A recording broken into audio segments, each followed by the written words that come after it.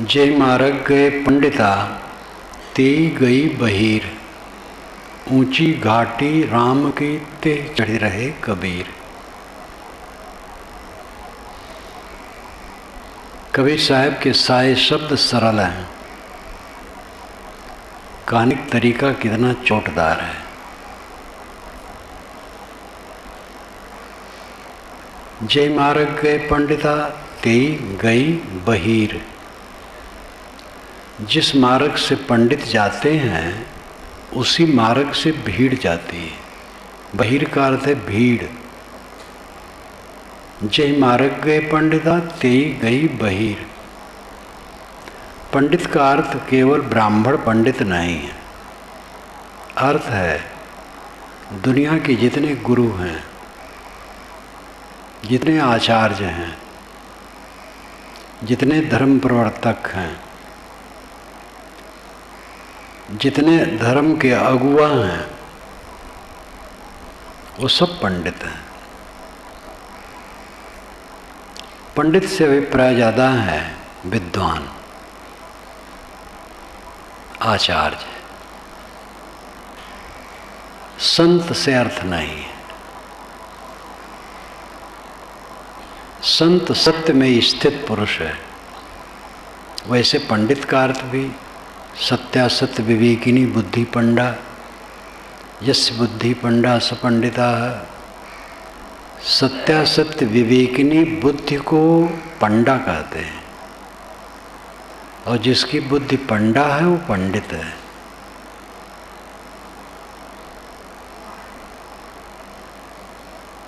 जिस मार्ग से पंडित जाते हैं, परंपरावादी जाते हैं, उसी मार्ग से भीड़ जाती है।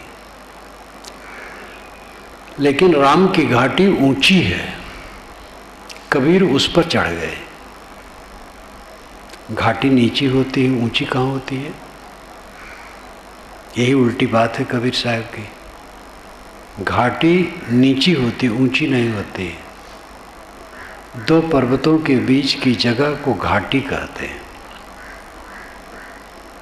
पर्वत निर्मित होते हैं, घाटी निर्मित नहीं होती है। निर्मित होने की कल्पना होती है। जैसे एक घड़ा निर्मित होता है, घड़ा में दो हिस्सा, कंब और ग्रीवा। आधा हिस्सा पेट और उसके ऊपर का गला। ये दोनों कुम्हार अलग अलग बना लेता है और बना करके एक में जोड़ कर देता है। तो घड़ा की दीवार, कंब और ग्रीवा ये तो निर्मित होते हैं, लेकिन घड़ा के अंदर का आकाश निर्मित नहीं होता है। वो तो है ही, निर्मित होने की कल्पना होती है।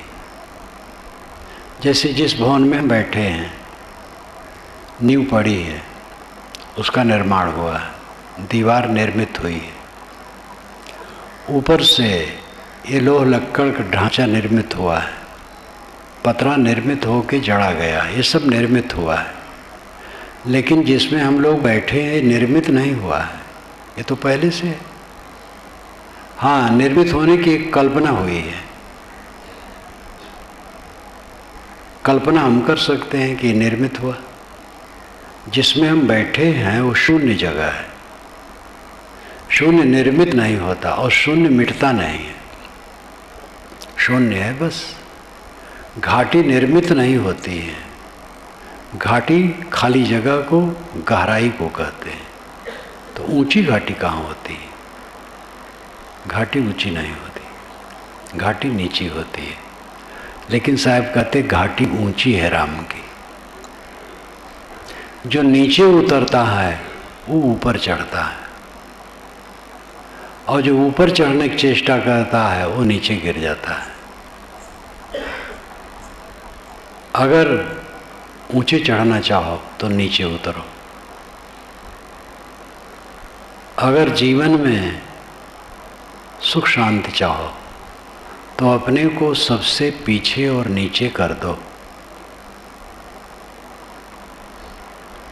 अपने को चमका करके, दिखा करके बता करके कि मैं बड़ा हूँ, केवल अपने में कालिख पोतना है, भावुकता, मूर्खता, प्रदर्शन सब मूर्खता है। सभाओं में कई जगह ऐसी बात होती है, आगे कूद के बैठना चाहते, ऊंचे बैठना चाहते हैं, तो उनमें से कईयों को उठा करके पीछे करना पड़ता है, और कोई स्वयं पीछे जाके बैठ गया तो उससे पीछे कोई क्या करेगा? जो एकदम पीछे बैठ गया तो उससे पीछे करने कोई गुंजाइश नहीं है। हाँ, दूसरे लोग, कुछ लोगों की दृष्टि पड़ेगी तो ऐसे व्यक्ति को आगे ला सकते हैं। नीचे बैठा है तो ऊंचे बैठा सकते हैं। ऊंचे बैठने से कोई ऊंचा नहीं होता है, आगे बैठने से कोई बड़ा नहीं होता है। बड़ा वह है जिसका मन सुबस है। जो राम की ऊंची घाटी पर चढ़ गया वो बड़ा है। ऊंची घाटी राम की। मैंने कल कहा था, बड़ा पेड़ की जड़ बहुत गहराई में होती है।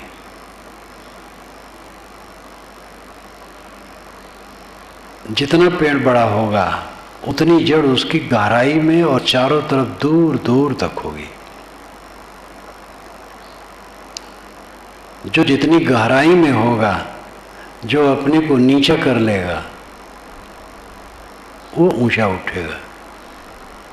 कोई ये सोचे चलो ऊंचा उठने के लिए हम नीचा बन जाएं, तो दिखावा होगा, वो काम नहीं करेगा। दिल से नीचा बनो, अपने को समझो हम सबसे छोटे हैं, हमारी कोई इज्जत की ज़रूरत नहीं है। लोग हमारी इज्जत करें इसकी कोई आवश्यकता नहीं। मेरी प्रार्थना हो, मेरी वंदना हो, मुझे ऊंचे बैठाया जाए, आगे बैठाया जाए, इसकी कोई ज़रूरत नहीं। मुझे दिखाया जाए, परिचय कराया जाए, इतने बड़े आदमी हैं कि कोई ज़रूरत नहीं। अपने को पीछे और नीचे करो। जब अपने को पीछे और नीचे कर दोगे तो ऊंचे चढ़ जाओगे। ऊंचा चढ़ना यही है। अहंकार शून्य हुआ, गहरी शांति मिली। अब आप गड्ढा खोद करके नीचे बैठे हो, गड्ढा खोद रहे हो, नीचे बैठ गए हो और मन शांत है, तो और कहीं ऊंचा बैठना है? गोस्वामी जी ने कल्पना की है कि भरत ने गड्ढा खोद करके उसमें अपना आसन लगाया था। वाल्मीकि रामायण में ऐसा नहीं, लेकिन ये कल्पना अच्छी है। जब राम गए हैं श्रृंगवेरपुर तक, वन को, श्रृंगवेरपुर जो आजकल इलाहाबाद से फाफामऊ की तरफ, फैजाबाद की तरफ सड़क जाती है, फाफामऊ होकर, उससे पश्चिम तरफ कई किलोमीटर श्रृंगवेरपुर है। इसलिए अयोध्या से जब लोग आते होंगे तो वहाँ से उतर करके फिर नौका से प्रयाग आते होंगे, तो उतर करके फिर वह गंगा के तट से पूरब और दक्षिण मुख हो करके चलते होंगे। इसलिए वाल्मीकि रामायण में लिखा है कि जब श्रृंगवेरपुर से, श्रृंगवेरपुर में तो रात निवास किए, सुबह जब नौका से उतरे तो दिन भर उस वन में चलते हुए फिर शाम को भरद्वाज आश्रम पर पहुँचे। तो श्रृंगवेरपुर जहाँ है वहाँ से दक्षिण आप उतरो, गंगा के दक्षिण, तो निश्चित है दिन भर चलना पड़ेगा। तब भरद्वाज आश्रम इन्हीं संगम के तट पर पहुँच सकते हैं। रथ तो यहीं छूट गया, उधर पैदल चलना हुआ। जब जमुना के भी पार गए तो पैदल चलना हुआ। तो भरत जब आए तो भरत के लिए तो इंतजाम उधर भी था, रथ इत्यादि का, क्योंकि राजे महाराजे सब थे, परंतु वे पैदल चले तो उनके पैर में फफोले पड़ गए। तो लोगों ने बारंबार कोशिश की कि आप रथ पर बैठ जाइए, तो उन्होंने कहा नहीं, राम यहाँ पैदल गए तो मुझे तो सिर के बल चलना चाहिए। सिर भर जाऊं उचित असमोरा, सबसे सेवक धर्म कठोरा। जब राम पैदल गए हैं तो हमें सिर के बल चलना चाहिए, लेकिन मजबूर हूं, सिर के बल नहीं चल सकता। ये गोस्वामी जी ने भरत में और भक्ति भावना उभारी है। ऐसे प्रसंग बहुत बढ़िया, बहुत हितकर है। इसी प्रकार जब वे चरण पादुका लेकर के लौट आए हैं अयोध्या, तो अयोध्या में नहीं रहे, क्योंकि वहाँ राजभवन राजकाज, राम वन में हैं, हम अयोध्या के राजमहल में रहे हैं, ये शोभा नहीं। अयोध्या से दक्षिण तरफ भरतकुंड है, भद्रसा बाजार है, अपभ्रंश भद्रसा हो गया, और उसके पूरब तरफ रेलवे सड़क है, फिर उसके पूरब रोड है, और उसी पर भरतकुंड है। अयोध्या से काफी दूर पहले वहाँ वन था, वहीं वो रहे आश्रम बनाकर। तो उन्होंने सोचा कि राम जमीन पर सोते हैं, हम भी जमीन पर सोएं, तो ठीक नहीं। तो उन्होंने गड्ढा खोद डाला, गड्ढा खोद करके कुश बिछा लिया, तो उस पर रहे। भूई खन कुश साथरी संवारी, भूई खून खोद करके कुश की साथरी, कुश का बिछौना बनाया। ये विनम्रता की बात। साहब की आदि साखी है, तरने को है दीनता, डूबन को अभिमान। तरने के लिए दीनता है, डूबने के लिए अभिमान है। गुरु बन रहे हो, डूबना चाहते हो, गुरु बनोगे तो डूबोगे। शिष्य बनो, बड़ा बनोगे तो डूबोगे, छोटा बनो।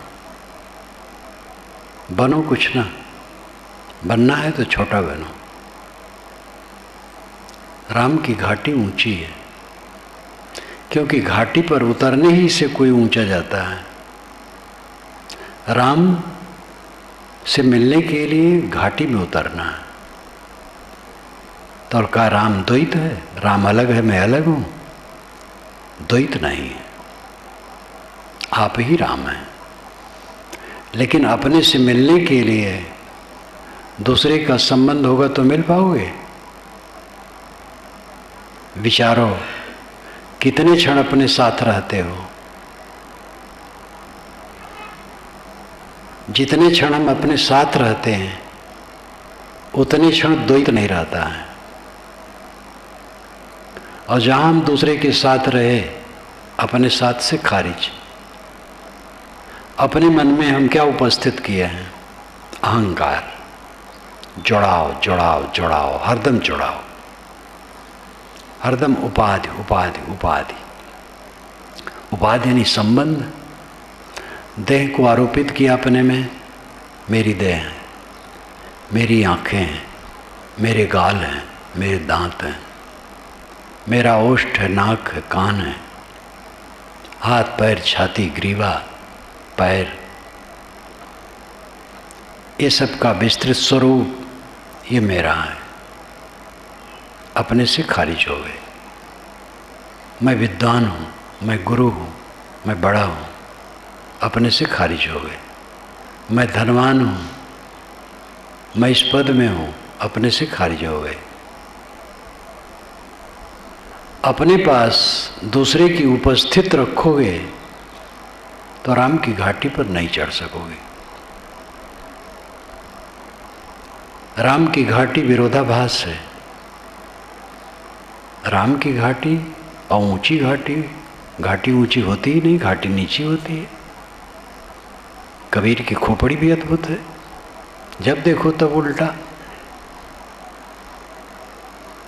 लेकिन उल्टा नहीं है, वो सीधा, हम लोग उल्टे हैं। जब हम सीधा होंगे तब उनको समझ पाएंगे। ऊंची घाटी राम की ते चढ़ रहे कबीर, घाटी में उतरो तब ऊंचे चढ़ोगे, नीचे अपने करो तो मुक्त होगे। ऊंचे चढ़ना क्या है? धनी हो जाना और विद्वान हो जाना और गुरु हो जाना और महंत हो जाना और मठाधीश हो जाना और बड़ा गोटिया हो जाना, ये ऊंचा होना नहीं है। ऊंचा होना है निर्मल मन का होना, समाधि में होना, शांति में होना, कलह रहित होना, विवाद रहित होना, संघर्ष रहित होना, कलह न करना। हमारे लिए कोई कलह करे, हम कलह न करें, बचा के चलें। हमारे लिए कोई कट कहा, हम कट न कहें। हमारा किसी ने तिरस्कार किया, हम तिरस्कार न करें। अपने को बचा के चलें। एक घाटी में उतरना है, नीचे आना है। मैंने एक दिन कहा था, लाओ त्से की बात, उन्होंने कहा पानी बना लो अपने को। पानी चाहे बरसे और जैसे ढाला जाए सदैव नीचे जाता है। ये नीचे से नीचे, जहाँ से लोग घृणा करते हैं वहाँ पानी जाता है, और पानी सबका पोषक होता है। जो इस प्रकार अपने को नीचे से नीचा कर लेता है, निर्माण, अहंकार शून्य, उस सबका पोषक होता है। स्वयं तो तृप्त होता ही है, सबका पोषक होता है। एक निर्माण निष्काम व्यक्ति आपके बीच में हो और आप समझ पाएं, आपको महासुख मिलेगा। आपके घर में एक बच्चा हो जो विवाद रहित हो और संतुष्ट स्वभाव का हो, आपके हृदय मंदिर में वो देवता बन जाएगा। अगर आपको ईर्ष्या है उससे, तब तो मुश्किल है। बड़े बड़े संतों को कहाँ समझ पाए हैं? दुनिया के जो बड़े संत हुए हैं, दूर के लोग तो दूर, निकट के लोग कई नहीं समझ पाए हैं। चाहे बुद्ध हो, चाहे महावीर हो, चाहे कबीर हो, चाहे और कोई हो, उनके निकट के लोग भी सब नहीं समझ पाए हैं। कबीर साहब ने कहा है, हाँ जाना कुलहंस हो ताते कीना संग, जो जानत बग बावरा छुए न देत्यो अंग। हाँ जाना कुलहंस हो, हाँ मैं तुम्हें समझा कि तुम हंस कुल के हो। इस ताते कीना संग, इसलिए तुम्हें साथ में ले लिया। जो जानत बग बावरा, अगर ये समझता कि तुम पागल बगुले हो, छुए न देते हो अंग, पास में बैठने न देता, इसका मतलब धोखा खाए थे साहब। कोई ऐसा व्यक्ति होगा कि जिसको साथ लिए और गड़बड़ ठहरा, धोखा खाए। दूसरे ढंग से भी अर्थ किया जाता है, हाँ जाना कुल हंस हो, तुम हंस कुल के हो, विवेकी हो, मनुष्य हो, इसलिए तुम्हें साथ में लिया। घबराओ मत। अगर तुम्हें बगुला बावरा समझता तो साथ में न लेता। तुम गलत हो, गलती तुमसे हुई है, घबराओ ना। मूलतः तुम हंस हो, तुम बगुला नहीं हो। स्वभावतः तुम अशुद्ध नहीं हो, कोयला नहीं हो। कोयला की कालिख लग गई है। आत्मा स्वभाव से अशुद्ध नहीं है, इसलिए गलत से गलत आदमी शुद्ध हो जाता है। किसी से गलती हुई है, ऐसी दृष्टि मत बनाओ कि वो गलत है। गलती हुई है, इसका मतलब है कुछ अंश गलत है, अमुक आदमी गलत है। ये शब्द बढ़िया नहीं है, निरपेक्ष नहीं है, सापेक्ष है। अमुक आदमी गलत है, इसका अर्थ है कि कोई गलती है, कोई ऐसी गलती है जो ज़्यादा है, सुधर नहीं रही है। गलती आदमी से हो जाती है और निर्माण हो जाए तो सुधर जाती है, लेकिन हठी से नहीं सुधरती है। जो हठी है, अहंकारी है, अपनी गलती को मजबूत करके पकड़े रहता है। न वो माता पिता को मानता है, न गुरु को मानता है, न बड़ों को मानता है, न मित्रों को।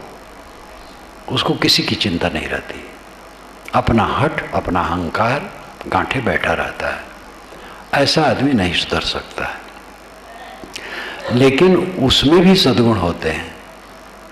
केवल दुर्गुण दुर्गुण उसमें हो, ऐसा तो दुनिया में आज तक मैंने कहीं नहीं देखा। कोई आदमी ऐसा नहीं दिखाई दिया जिसमें केवल दोष दोष हो। तो जीवन मुक्त पुरुष हुए और उनके पास में रहने वाले भी सब उनको नहीं समझ पाए। अच्छे अच्छे लोग नहीं समझ, पढ़े लिखे, तेज तर्रार और संयमी भी, साधक भी, लेकिन नहीं समझ पाए। स्वयं में त्याग है, संयम है, लेकिन नहीं समझ पाए। त्याग संयम है, किसी अंश में है। सच्चा त्याग होता तो कैसे न समझ पाते।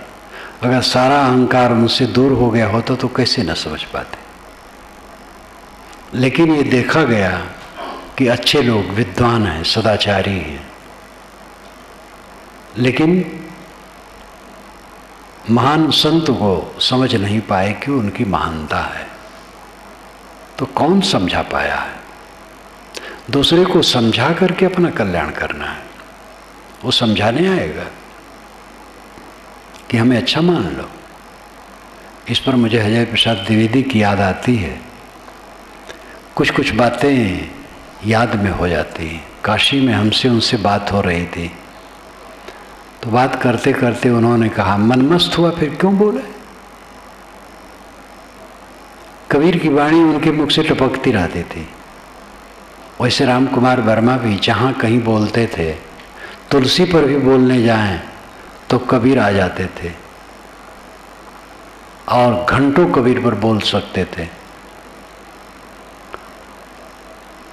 अजय प्रसाद द्विवेदी भी इसी प्रकार किसी कार्यक्रम में जाएं, चाहे तुलसी पर बोलने जाएं, चाहे सूर पर, चाहे अन्य पर, तो भी कबीर आए बिना नहीं रहे। कबीर ऐसे रचे पचे थे, अपने अपने ढंग से सोच सके, लेकिन लगन तो उनको कबीर के लिए थी ही।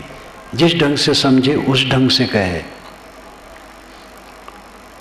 तो उन्होंने कहा, मन मस्त हुआ फिर क्यों बोले। जब मन मस्त हो गया तो विवाद क्यों करेगा। अपने को समझाने आएगा कि मैं बड़ा हूं, वो नहीं समझाने नहीं आएगा।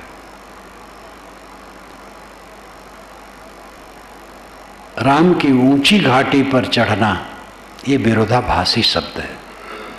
घाटी नीची होती है और साहब कहते हैं ऊंची चढ़ना। अर्थ यही है कि नीचे कर लो, ऊंचे चढ़ जाओगे। एकदम निष्पक्ष हो जाओ, एकदम सब छोड़ दो, तब ऊपर चढ़ोगे। कुछ लेके चलना चाहोगे तो नहीं चढ़ पाओगे। अत्र जहां में सन्न सेवा शिवान वै मुत्तरे माँ विभाजान, ये वेद का मंत्र है।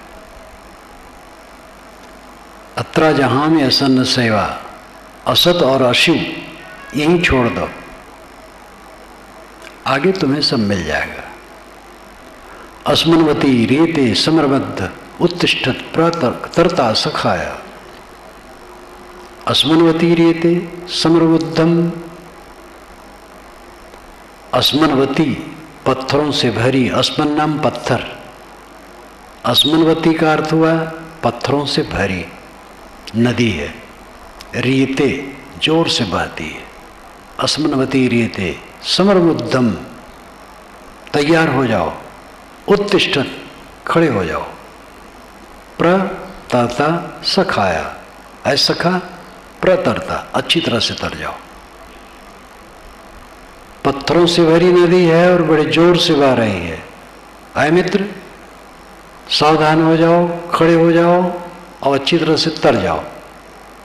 अत्रा जहाँ में असन्न सेवा, अत्रा यहीं पर, जहान छोड़ दो, ये जो असन असत असिव, असन्न सेवा असत और असिव, जो असत है और गलत है वो यहीं छोड़ दो। शिवान वै मुत्तरिमा विभाजान, जो शिव है मंगलमय है, जब पार हो जाओगे मिल जाएगा। नदी बहती है बड़े जोर से, आप गठरी ले करके तैरना चाहते हैं, एक समझदार आदमी खड़ा है, वो कहेगा अरे फेंक गठरी, नहीं तो तू भी डूबेगा, छोड़ दे गठरी को, लोभ मत कर, फेंक दे, तैर जा। खाने पीने की चीज़ इसमें है, पहनने ओढ़ने की चीज़ यही तो है, वो सब वहाँ मिल जाएगा। और गठरी लेके तैरेगा तो स्वयं डूब जाएगा, खाना पीना तो दूर। कितनी बढ़िया बात है। ये संसार सागर पत्थरों से भरी हुई तीव्र धारा बह रही है, यहाँ बहुत खतरनाक है। लाओ त्से ने भी कहा है ताओ ते चिंग नाम की पुस्तक में, जिस पर आजकल मैं सोचता हूँ। ताओ ते चिंग चीनी भाषा का शब्द है। ताओ रास्ता, नियम, ते जीवन, चिंग पुस्तक। ताओ ते चिंग में आता है कि वह संत अपने को सदैव इतना सतर्क रखता है जैसे विरोधियों के बीच में हो, जैसे खतरनाक जगहों में हो, जैसे कठिन ठंडी कड़ाके की ठंडी पड़ती हो और सघन जंगल हो या विकट स्थान हो, विरोधी लोग हों, उसमें जैसे कोई सावधान होकर के अपने को बचाए और निकल जाए, वैसे संत अपने को संभालता है, चारों तरफ से सतर्क सावधान। लाओ त्से 2500 वर्ष पूर्व हुए हैं। ताओ ते चिंग तो पुस्तक है, लाओ त्से उनका नाम है। लाओ त्जे, लाओ त्जी, लाओ त्जू कई उच्चारण हैं, लेकिन बात तो वही है। लाओ त्से आज से 2500 वर्ष पूर्व हुए हैं, चीन में हुए हैं। कबीर साहब 600 वर्ष हुए, लेकिन दोनों की भाषा मिलती है, दोनों के ढंग मिलते हैं, दोनों के कायदे मिलते हैं, दोनों के फकड़ानापन मिलते हैं। अद्भुत है। कबीर साहब ने तो ईश्वर का नाम सगुण भाव से भी अपने ढंग से लिया है, व्यंग किया है और आत्मा के रूप में स्वीकारा भी है। लाओ त्से ने ईश्वर का कहीं नाम नहीं लिया। एक जगह कहा है ताओ ईश्वर से भी पहले है, तो ईश्वर नाम इसीलिए लिया है कि ईश्वर से पहले ताओ है। ताओ यानी नियम, नियम सदा से है, ईश्वर तो बीच में बनाया गया है। नियम अगर दूसरे ढंग से कहा जाए तो होगा कि नियम रूपी ईश्वर शाश्वत है, सर्वव्यापी है, कण कण में है, और जो व्यक्ति ईश्वर बनाया गया है वो काल्पनिक है, वो हमारा बनाया है। जो कहा जाता है ईश्वर सर्वत्र व्याप्त और कण कण में है, ये एक ढंग से ठीक है। कोई भी बात समझने के लिए सापेक्ष दृष्टि रखना चाहिए। सापेक्ष का मतलब एक तरह। जैसे मैंने अभी कहा था वो आदमी बहुत खराब है, तो ऐसा तो कहा गया, लेकिन इसको समझने के लिए हमारा ढंग सापेक्ष होना चाहिए, एक तरह होना चाहिए, सब तरह नहीं। सब तरफ से वो खराब है, सब तरफ से खराब तो आदमी दुनिया में कोई है ही नहीं, किसी तरह से खराब है। हाँ, उसका हठ है, अहंकारी है, वो सुधार नहीं रहा है, इसलिए कहा जाता है वो खराब है। किसी से गलती हो जाती उसको खराब नहीं कहा जाता। गलती हो गई, उसने गलती छोड़ दी, अहंकार छोड़ दिया, विनम्र हो गया, उसको कोई खराब नहीं कहता है। भयंकर गलती किसी से हुई हो, अब आप उस पर बहुत क्रुद्ध हो, अब आपके चरणों में वो गिर पड़े कि मुझसे गलती हुई, फिर आप कुछ भी नहीं कह पाएंगे, फिर आप स्तब्ध हो जाएंगे। फिर उसको सहारा देंगे कि घबराओ मत।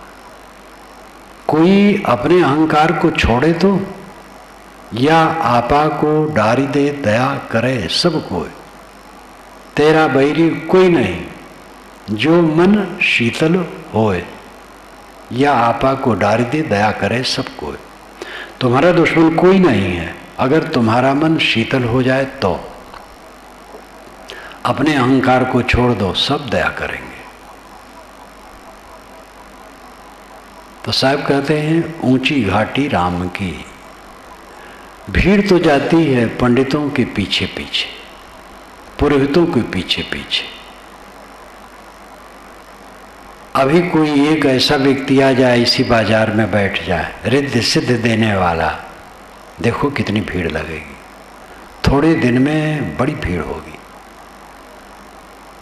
कलकत्ता से बस्ती जिला के एक सज्जन, बस्ती अयोध्या से उत्तर, गोंडा और बस्ती दोनों हैं, पूरब बस्ती है, पश्चिम गोंडा है। बस्ती जिला के एक सज्जन जो 50 से ऊपर थे, कलकत्ता में रहते थे, उनको थोड़ा थोड़ा ये सफ़ेद दाग भी था, कुष्ठ वाला। कलकत्ता से आए, उनको पता नहीं क्या कैसे सूझा, वो सिद्ध बन के बैठ गए, एक बाग में बैठ गए और आशीर्वाद देने लगे। और इतनी भीड़ धीरे धीरे होने लगी, हद हो गई। कलकत्ता, बॉम्बे इत्यादि से भी लोग आने लगे। और बस्ती से भानपुर तक, भानपुर उत्तर तरफ एक बाजार है जो खास बस का अड्डा है, वहाँ तक सवारी ढोने वालों का, और वहाँ से वहाँ उस बाग तक खूब सवारी वालों को पैसा चकाचक हुआ। होटल खुल गया जहाँ वो बैठे थे सिद्ध बाबा। होटल किसने खोला? उनके लड़कों ने।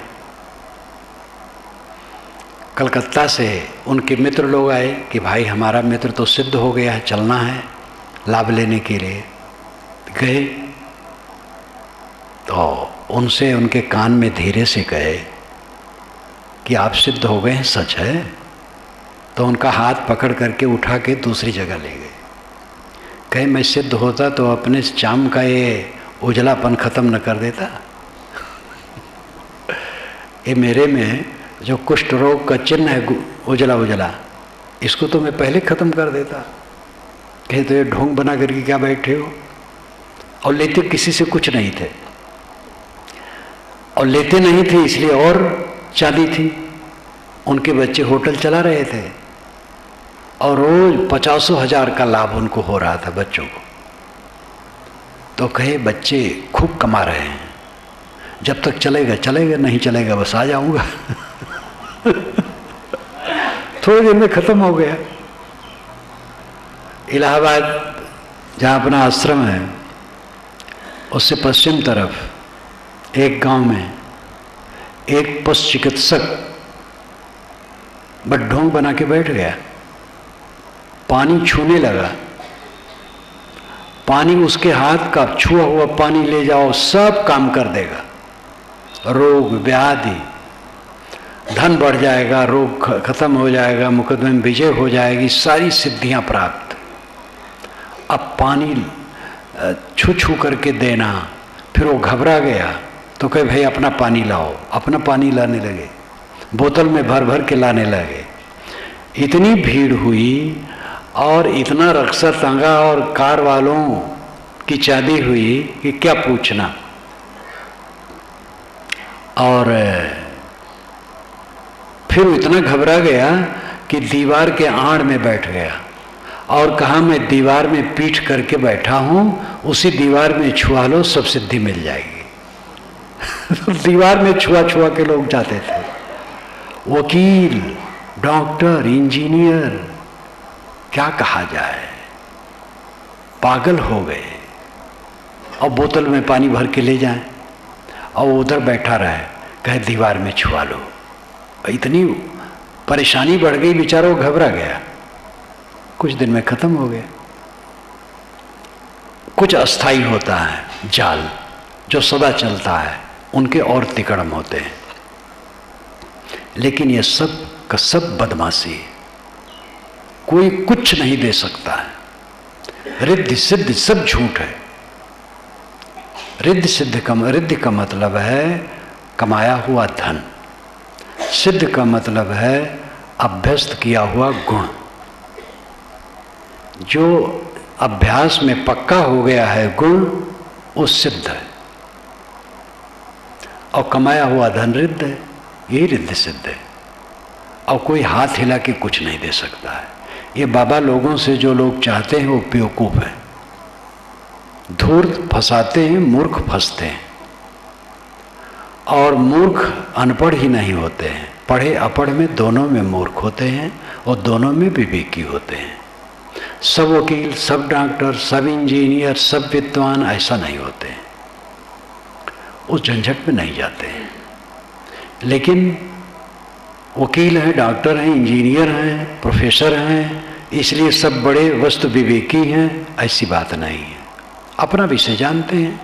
वकील हैं तो कानून जानते हैं, डॉक्टर हैं तो चिकित्सा जानते हैं, लेकिन वस्तु विवेक नहीं है, वो भटक रहे हैं।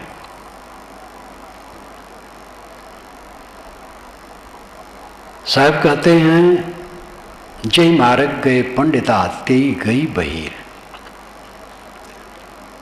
पंडित, पुरोहित, परंपरावादी जिस मार्ग से चलते हैं, भीड़ उसी तरफ से चलती है। कबीर तो राम की ऊंची घाटी पर चढ़ गया, अपने को सबसे अलग कर लिया और राम की ऊंची ऊंची घाटी पर चढ़ गया। घाटी नीची है और राम की स्थिति ऊंची है, और दोनों अलग अलग नहीं है। अपने मन को छोटा बनाए, बस बड़ा हो गए। अपने मन को अहंकार शून्य किए, बस महान हो गए। अपने को सबसे छोटा मान लिए, बस बड़ा हो गए। उसमें कहीं आना जाना नहीं पड़ता है कि पहले घाटी में उतरे तब पर्वत की श्रृंखला में चढ़े। जहाँ वहीं घाटी है और वहीं राम की ऊंची शिखा है या ऊंचा शिखर है, उसमें द्वैत नहीं है। जय मार्ग गए पंडिता तेई गई बहीर, ऊंची घाटी राम की ते चढ़ रहे कबीर। परंपरा का खंडन नहीं है, परंपरा में अनेक सद्गुण हैं, उसको लेना चाहिए। लेकिन परंपरा में मूढ़ बन करके नहीं पढ़ना चाहिए। परंपरा में कूड़ा कचरा आता है, उसको बुहारने की जरूरत है। परंपरा को नष्ट करने की आवश्यकता नहीं है। परंपरा को नष्ट कर दें तो हम जी नहीं सकते हैं।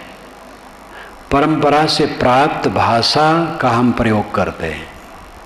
हम स्वयं भाषा बनावें, वर्णमाला बनावें, लिपि बनावें, ये मुश्किल है। और बनावें तो कौन समझे? बनी बनाई भाषा, बनी बनाई लिपि का प्रयोग करते हैं तो बस बढ़िया है, उसका उपयोग हो रहा है। लेकिन उसमें सुधार चलता रहता है। हिंदी का विकास, आप कभी बनारस जाएं तो भारत माता मंदिर में जरूर जाएं। भारत माता मंदिर में नीचे तल पर भारत का पत्थर से नक्शा बना है।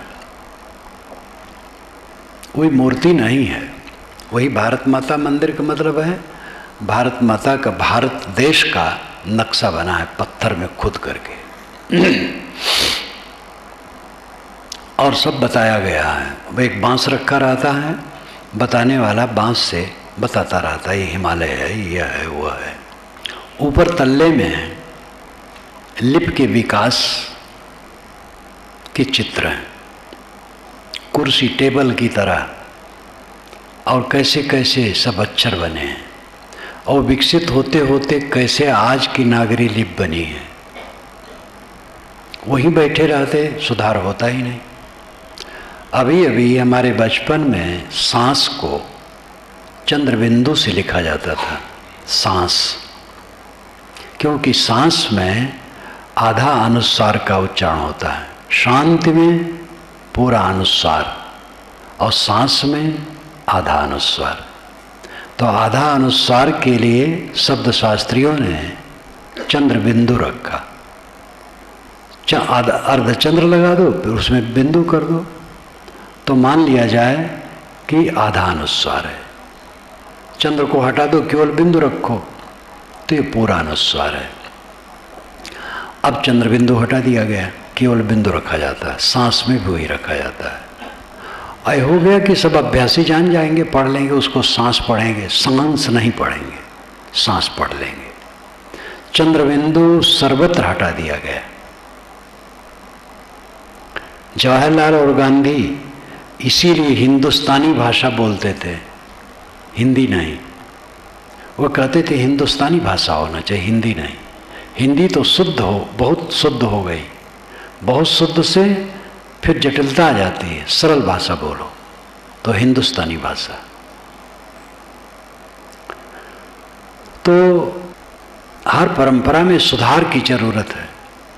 कबीर साहब ने ऐसी बंसी बजाई जो एकदम निष्पक्ष निर्णय, सही साधना, सही बोध। लेकिन कबीर पंथ के नाम से जो चल रहा है उसमें जगह जगह कितना कूड़ा कचरा है। उसको बुहारे बिना वो शुद्ध नहीं होगा। कबीर पंथ के मोह में पड़ करके उस सब को लिए रहो, बहुत गलत होगा। उसमें सुधारने की जरूरत है। बीच में भावुकता आ जाती है, महाभावुकता। बिहार में भक्ति की ऐसी भावुकता, मैं मानो गुरु हूँ, एक आया चरणोदक लिया मेरा, एक कटोरा में पानी में। अब आस पास में संत बैठे हैं, भक्त बैठे हैं, स्त्री बैठी है, पुरुष बैठे हैं, गृहस्थ बैठे हैं, विरक्त बैठे हैं, लेकिन सब दीक्षित हैं। तो सबका चरणोदक उसमें लिया जाएगा, स्त्री का भी, पुरुष का भी, गृहस्थ का भी, विरक्त का भी, सबका चरणोदक उसमें लिया जाएगा। जब कटोरा में सब चरणोदक हो गया तब पहले मेरे पास लाया जाएगा, तो उसमें से निकाल करके मैं पहले मुंह में डाल लूँगा, तब सब कितना गड़बड़ है। अब इसको विनम्रता के लिए उन्होंने कहा था कि विनम्रता के लिए, जात पात कुछ नहीं, ऊंच नीच कुछ नहीं। तो ये सनक, मैं इसको बारंबार वहां कहता हूं। अब की बार तो और, अब की बार मिथिला में गया था, पहली बार मिथिला में गया। मिथिला में आज तक नहीं गया था, मिथिला का हिस्सा छूट जाता था। मिथिला के एक महंत और कई उनके शिष्य 2500-3000 इलाहाबाद आते हैं। पिछले वर्षा में करीब 30 लोग, बाल बच्चे सही सब आए थे, महंत भी आए थे, बहुत से आए थे, कई दिन रहे, बहुत कोशिश किए, फिर गया। हमारी पुस्तकें हजारों हजारों की ले जा कर के फैलाते हैं, और सब इसी मार्ग के हैं, कबीर पंथ की इसी शाखा के हैं जो भावुकता वाली है। गया, भीड़ तो वहाँ बहुत होती ही है, बहुत भीड़ होती है। तो महंत जी ने करीब 15-16 प्रश्न कागज में लिख करके रखा और कहा कि साहब आप खुलेआम इस पर उत्तर दीजिए। सब पर बोला, और ये सब पर कहा कि ये सब भावुकता है, ऐसा चरणोदक की जरूरत नहीं। गुरु के विचार को मानो, उससे कल्याण होगा। झूठ खाने से कल्याण नहीं होगा, और पैर सिर में रगड़ने से कल्याण नहीं होगा। बोध विचार मानो। सभा से कई तरफ से ये आवाज आई, वैसे खड़ा होकर कोई नहीं बोला।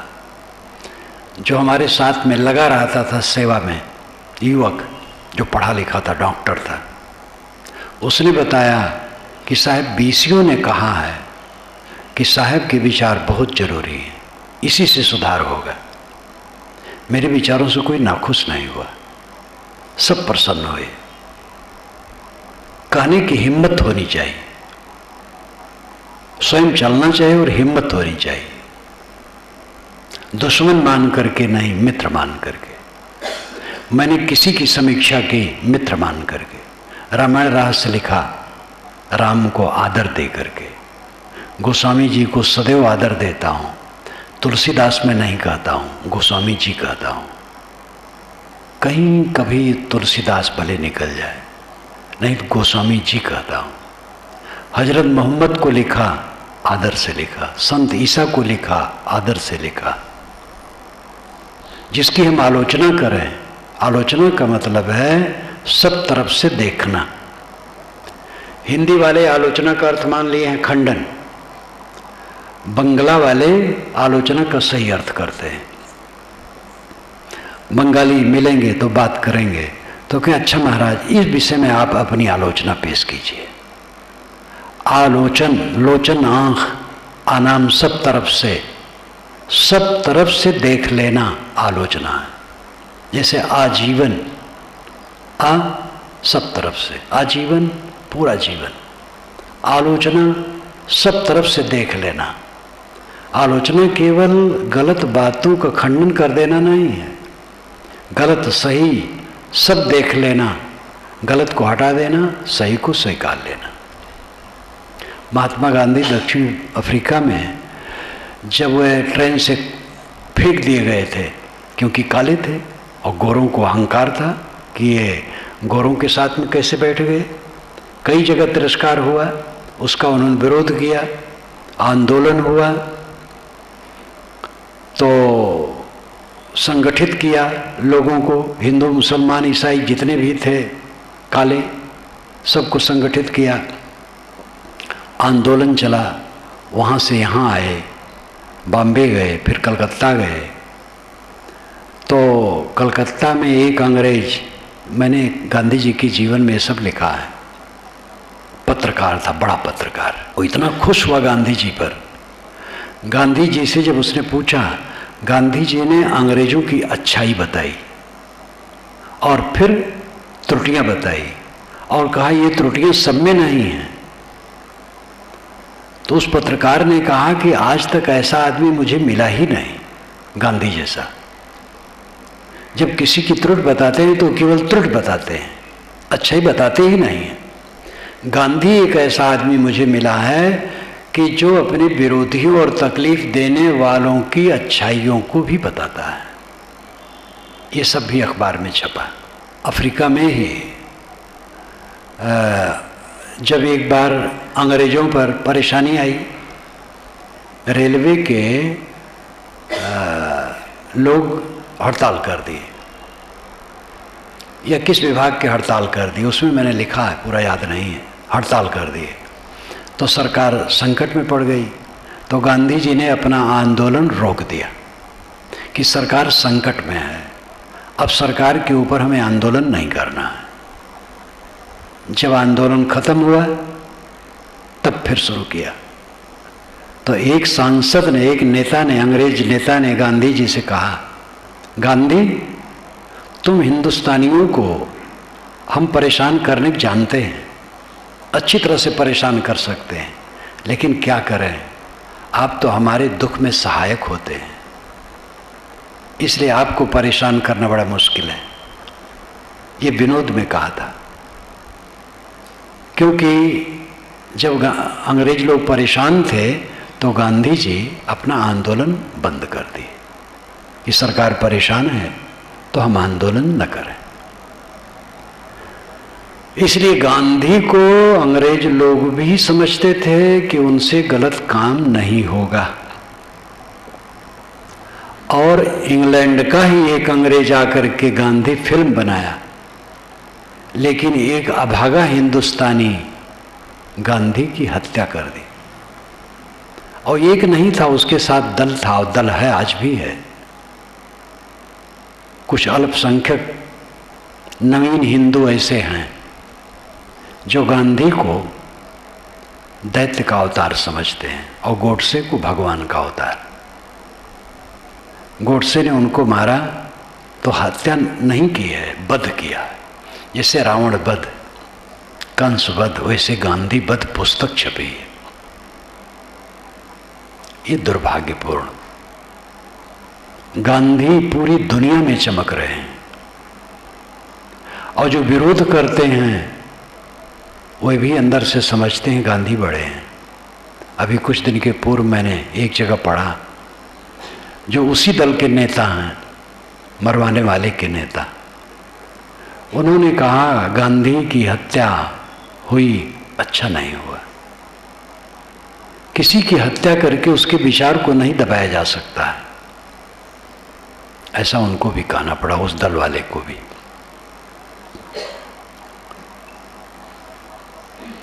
हमें अपने आप को निष्पक्ष बनाने की जरूरत है।